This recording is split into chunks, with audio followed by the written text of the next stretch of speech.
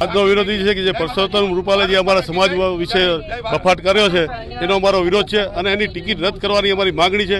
જો ટિકિટ રદ નહીં કરે તો અમે એનો વિરોધ કરશું અને એને હરાવવા માટે કોશિશ કરશું અને ગામે ગામ ને ઘરે ઘર ફરશું અને 18 વર્ષનો અમને સપોર્ટ લેશું અને ગામે ગામ કેમ્પિંગ કરશું. ને આજે અમે અહીંથી જેમ સંસદની સભ્યની ટિકિટવાળા જે કાર્યાલય ખોલે છે અહીંથી અમે શરૂઆત કરી છે રોડ ઉપરથી કે આજથી એને વિરોધમાં હરાવવા માટેની અમારું કેમ્પિંગ ચાલુ થશે.